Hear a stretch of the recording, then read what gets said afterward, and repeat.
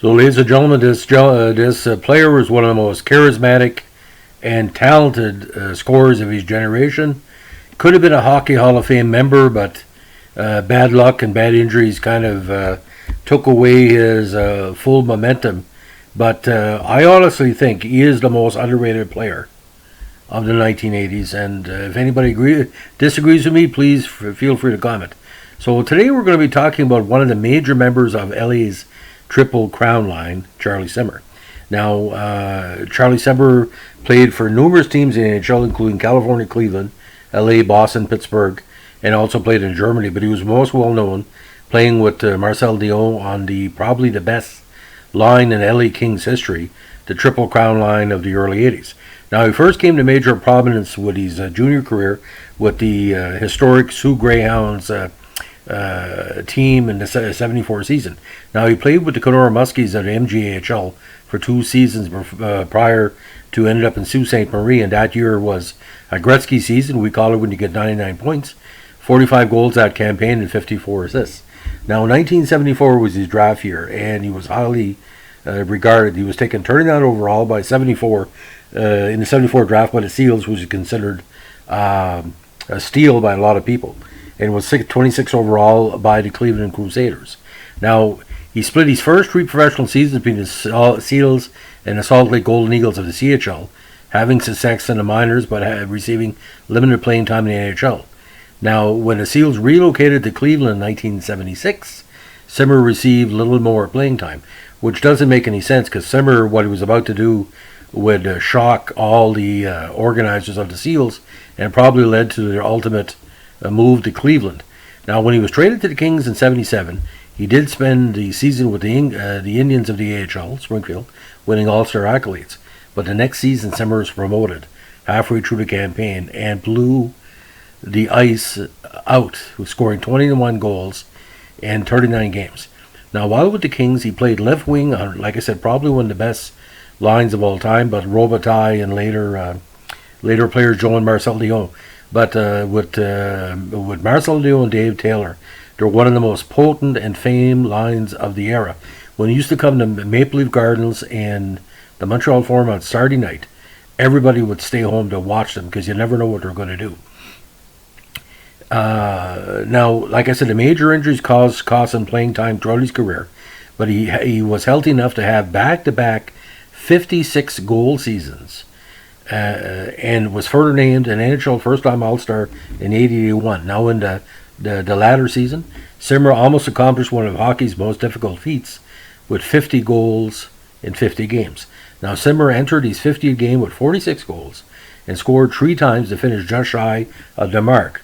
Now, in that same night, Bossy became only the second NHL player in history to score 50 and 50. Simmer then scored his 50th goal the following night in his 51st game. Now, Simmer's shooting percentage of 32.7%, I think, will never be beaten. So basically, every 100 shots, he got 32 goals. And that's an NHL record that will probably never be challenged. Now, Simmer was traded at the beginning of the 85 season to the Bruins, where despite the cumulative effects of several injuries throughout his career, he starred for 3 more seasons. In 86, Simmer won the Masterton Trophy for his perseverance and dedication to hockey. Now, he played his final NHL season for Pittsburgh in 88.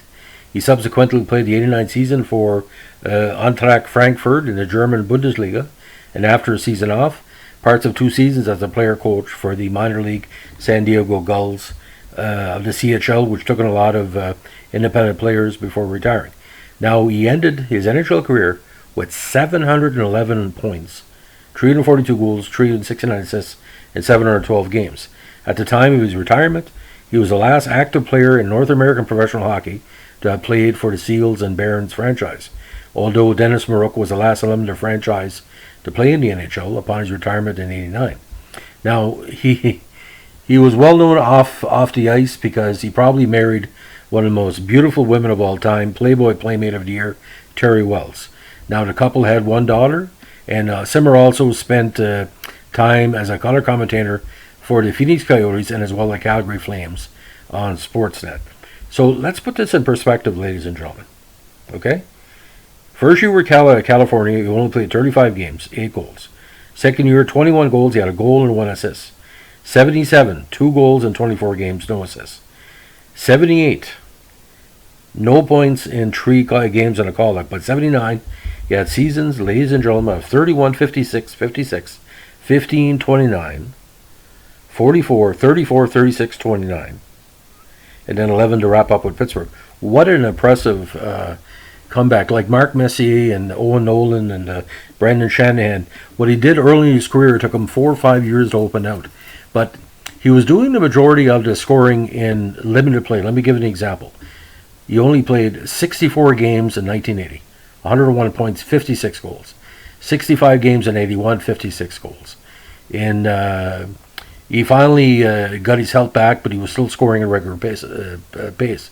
But with Boston, again, injuries. 33 goals in 63 games, 36 and 55, and 29 and 80. Now, he also took time to play for for Canada World Championships in the 1983 finals with 5 points in 10 games. Now, many awards. MJHL First All-Star Team and Scoring Champion 73. NHL All-Star Game 81 and 84. NHL First All-Star Team 80-81. Bill Masterson in 86. CHL Second All-Star Team in 77. AHL Second All-Star Team in 78. And he scored goals in 13 consecutive games in 80. The longest such streak since Punch Broadbent. Still a broken record of 16 in 1922. You might call him the poor man's Cam Neely, the poor man's Steve Shuck, whatever. But when the Triple Crown line was going, ladies and gentlemen. But you know what's an amazing thing? You're going to be shocked by this. He never really had a strong playoff run, except for 1982. He had 11 points in 10 games.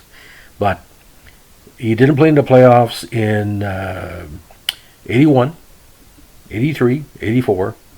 Limited action with Boston in 85, 86, 87. So we never really knew his talent would have been in the postseason because he had that many injuries. It was hard to keep up. Now he holds numerous awards and records for LA. He was the team MVP in 84, most popular in 81, most inspirational in 1980, fastest 50 goals by a King ever, 100-point seasons. They had 2 at LA. 2 50-goal seasons, NHL goal leaders in 1980, power play goal leader in 1980 with 21, LA goal leader in 80 and 84, assist leader in 83, and again, like I said, the broadcasting career was quite strong. He did color commentary for Anaheim, and again stayed with them until 96, then Phoenix. Now he had a goal and assist in his first NHL game. Now he played center for most of his career, but started to play left wing after signing with LA. Now, he first joined the line on January 13th, again, 1979. Over 5 years, they devastating their opponents.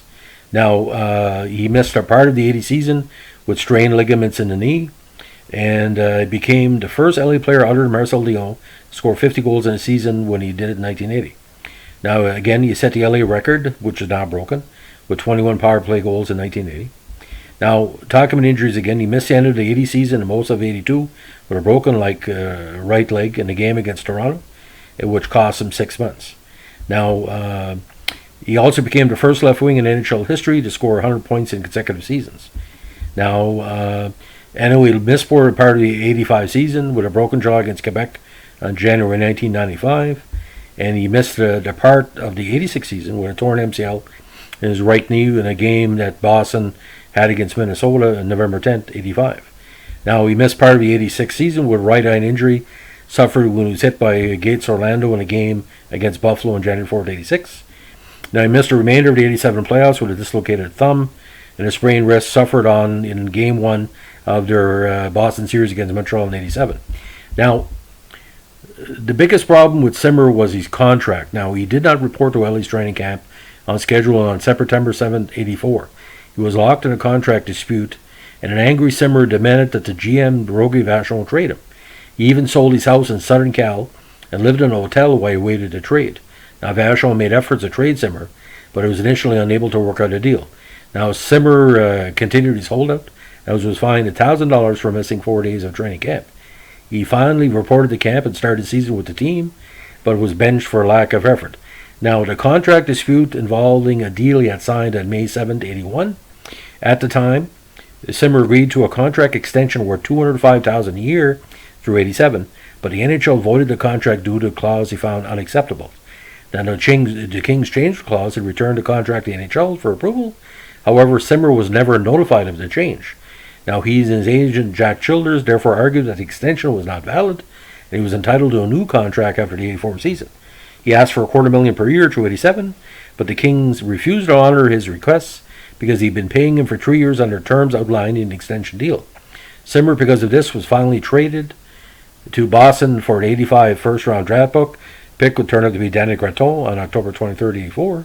Simmer was so relieved to be out of LA that he played for Boston under terms of his old contract. Now at the Worlds again, he won that bronze. The WHA draft pick was by Cleveland, of course, 26 overall. Now the Crusaders were thinking about him, but it never really panned out. He would have been good in the WHA for sure. Now, the person they call Chaz also worked in San Diego in the IHL marketing and sales department for 2 years. Now, he retired for the first time in '89 after one season in West Germany, but came out of retirement again to play the Gulls, where he was an AC. Now, he also worked in insurance and commercial real estate in San Diego as well. And again, the Terry Wells marriage. It was so weird when there was I think an NHL awards and Terry and Charlie was on a red carpet, and he said this is the king and queen of LA. So it was pretty weird. Now Simmer became an unrestricted free agent after the 77 season when the Cleveland franchise, on the verge of bankruptcy, released the minor leaguers to save money. He then signed with LA on August 8, 1977. So what was the Cleveland's loss, ladies and gentlemen, was the Kings' gain. And he's the best player, I think, of the 1980s besides a few other players, because Ray Bourque obviously won it later on.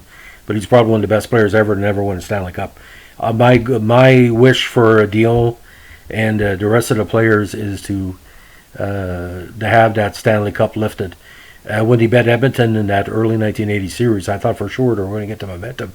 But Vancouver and other top teams stopped him from advancing through. But what a pleasure to watch this guy on a Saturday night, get your bag of chips or Doritos and watch, because they would never beat, they would never really lose to Montreal. It was like 7-6 or 6-5, but the Toronto games were hilarious because I think one game was 9-5 and Simmer, Dion, and Taylor had 14 points. It was like, what a great treat, ladies and gentlemen, back then to have the Islanders and the Habs and Boston and all these high-scoring teams, LA and the Flyers. What a pleasure.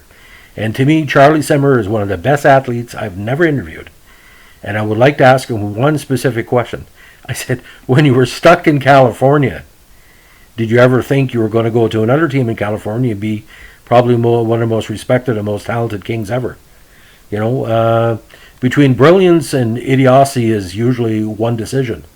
And anybody who thought that Charlie Simmer couldn't score, you know, California's the same franchise that didn't keep Reggie Leach, although I know he traded for a big player. But anyway, that's a legend of Charlie Simmer. This is a triple request. 3 different people on our podcast did it, and this is the last, I promise, hockey request I'm doing before we turn the channel over to the Major League Baseball Vintage podcast of next week.